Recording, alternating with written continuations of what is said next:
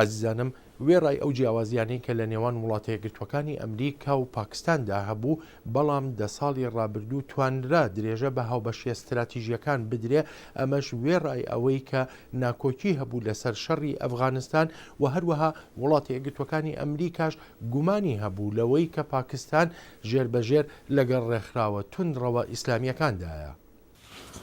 لە مانگی یەکدا ئاڵۆزی کەوتە پەیوەندیەکانی نێوان ئەمریکا و پاکستان کاتێک پۆلیس لە لاهور ڕەیمۆند دەیڤسیان دەستگیر کرد بەهۆی کوشتنی دوو کەسی پاکستانی. دەیڤس کە کۆنتراکتەرێکی سیڤیلی بوو لەگەڵ CIA دەڵێت بەرگری لە خۆی کردووە و دواتریش ئازاد کرا.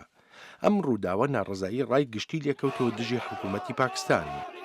بەر لە پڕکردنەوەی ئەو کەلێنە سەربازەکانی هێزی تایبەتی ئەمریکا هێرشێکیان کرد و ئوسامە بن لادنی سەرۆکی قاعیدەیان کوشت لە شاری ئابۆتاباد. ئەم هێرشەنهێنی مانگی 5 پەیوەندیەکانی خستە ئاستێکی خواردترەوە. ڕێبەرانی پاکستان وایان دانا هێرشە بۆ سەر سەروەری وڵاتەکەیان. سەلمان بەشیر سکرتێری کاروباری دەرەوەیی پاکستانە. دەڵێت ڕاستیەکە ئەوەیە هیچ ڕاوێژە بە لەشکری پاکستان نەکرا و ئاگادار نەبوو. کاربەدەستانی ئەمریکا گومانیان هەبووە لەوەی چۆن داواکراوترین کەس لە جیهاندا بۆ چەندان ساڵ توانیوێتی ئاشکرا نەبێت و لە نزیک بنکەیەکی گەورەی لەشکری پاکستانیشەوە بێ. وەزیری دەرەوەی ئەمریکا چەند ڕۆژێ پاش ئۆپەراسیۆنەکەی ئابۆتاباد سەردانی ئیسلامابادی کرد تا بە پاکستانیەکان بڵێ بەرەو پێشچوونی هەردوو وڵات خێراکردنی هەوڵە هاوبەشەکانە دژی تێرۆریزم. هیلاری کلینتن دەڵێ ئەمریکا و پاکستان پێکەوە کاریان کردووە بۆ کوشتن یان گرتنی زۆرێک لەو تێرۆریستانە لێرە لە پاکستان. ئەمەش بەبێ هاوکاری نێوان هەردوو حکوومەت و لەشکرەکانمان و دەستگا مخابراتیەکانمان نەدەکرا. هەردوو لاشمان دەزانین کارێکی زۆر هەیە بکرێت و بەپەلەشە. لەشکری پاکستان کەوتە ژێر فشارێکی ناوخۆییەوە چووکەدەی توانی بەرنادن ئاشکرا بکات و هەروەها هێرشەکەی ئەمریکاش.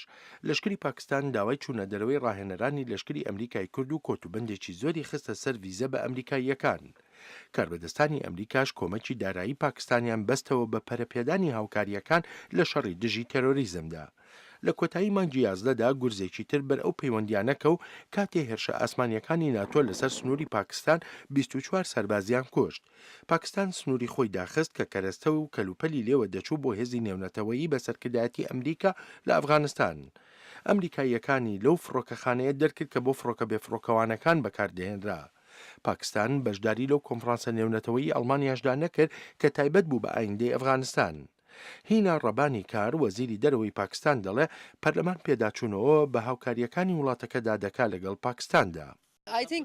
دەڵێ پێی وایەیەکی لە هۆکارە سەرەکیەکان کە بۆچی ئەم ساڵێکی خراپ بوو ئەوەیە زۆرشتی نادیار لەم پەیوەندیانەدا هەبووە.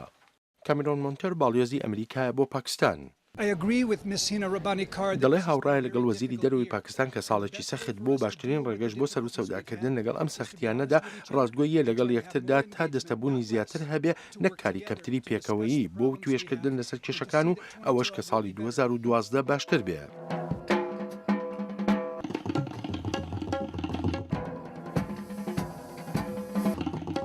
وێڕای ئاڵۆزی کێشە سیاسیەکان لە 2011دا بەڵام بەرنامە پەروەردەیی و کولتوریەکان بەردەوام بوون وەک هەوڵێک بۆ کەمکردنەوەی جیاوازیەکان. وەلێ ئایا ئەم جۆرە دیپلۆماسیە گشتیە دەتوانێت زاڵ بێ بەسەر جیاوازیە قوڵە سیاسیەکانی هەردوو وڵاتدا؟